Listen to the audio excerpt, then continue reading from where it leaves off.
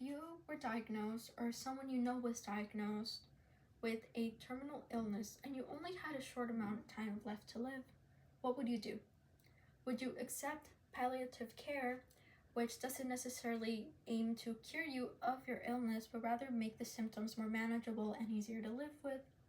Or would you want to seek another option, such as MAID, which is medical aid in dying, when a healthcare physician can prescribe a life-ending drug to a terminally ill patient for them to choose when to take. This is the option that's these are the choices that some terminally ill people have to make. In the Mint Post on April 28 of 2025, James McComa, a Minnesotan father, shares how he was diagnosed with stage 4 intestinal cancer and how he was given 12 months to live. He shares how he wishes he had the option to choose MAID and choose when to end his battle with cancer instead of letting it end him. Although this can be a jarring concept for most of us to hear of someone preferring to end their own life instead of continuing to fight, it is something that is becoming more prevalent as MAID becomes more accessible. In this speech, I am going to be arguing that although MAID should be an option that people have, it should be one that is approached with caution and with knowledge of the implications that it could have, of the impact it could have on society as a whole. I will do this by addressing a problem in this conversation, as well as some underlying causes and some possible solutions. The act of choosing death over life is something that is hard for most of us to understand, especially most of us who have never been in a position where the quality of life may not be worth living anymore. That being said, one of the problems that can cause someone to choose this alternative could be the inaccessibility of healthcare. In the Baltimore Sun on March 4th of 2025, a cancer patient was denied access to their chemotherapy drugs, with their healthcare provider citing the high cost and the ineffectiveness of the treatment, implying that because this treatment doesn't cure her of her cancer, it shouldn't be worth taking. They were instead suggested to take MAID or palliative care as an alternative.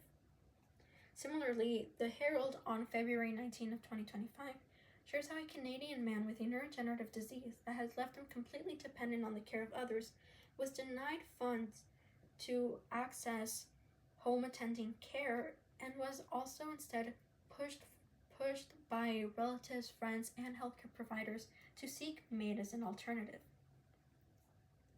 This lack of accessibility does not only impact the patient, but also the family of this patient, and it could impact their choices on whether they choose MAID by themselves or whether it's an option that is pushed onto them, as we are seeing with these two patients.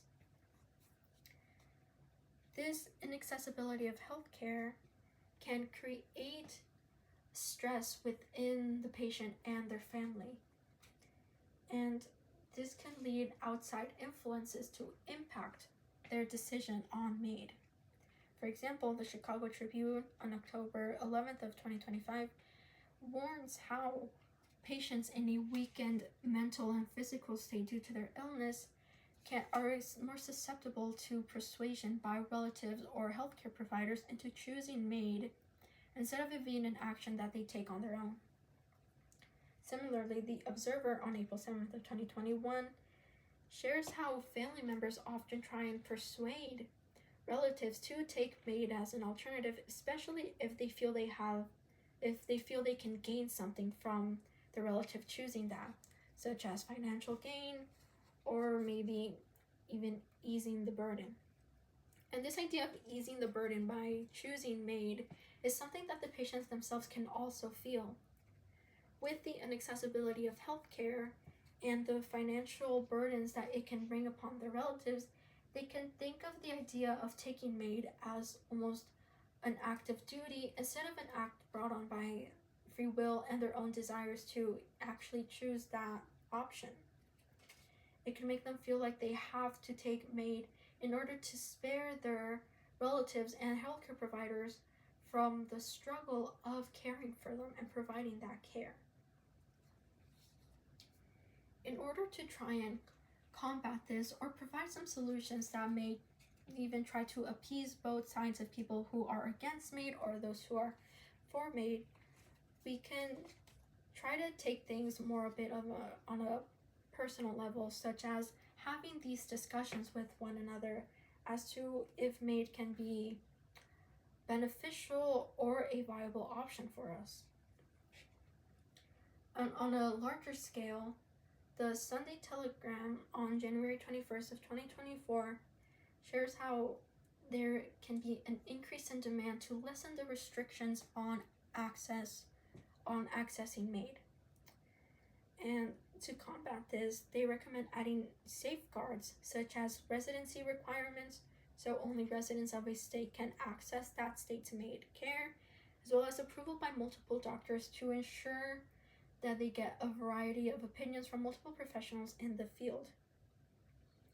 To avoid coercion and influence by outside sources, they also say that the only people who should, a safeguard that could also be put in place is that only mentally sane adults who have illnesses that bring unbearable pain, as well as those who are outside of the control of others, such as minors or maybe people under conservatorships, are the only ones available to access maid.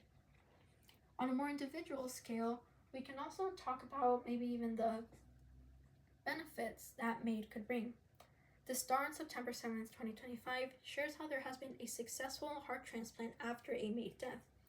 This can be seen as an act of altruism and provide a different view on the concept of choosing maid as an alternative.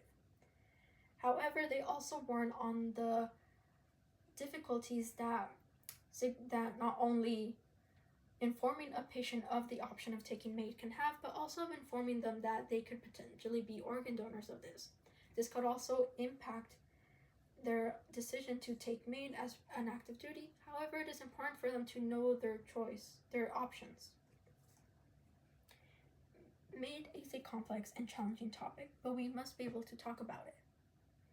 In this speech, I argue that maid should be an action taken with precaution, but it should be accessible to everyone, as we never know if we or someone we know will one day be impacted and have to make a decision regarding this topic. Thank you.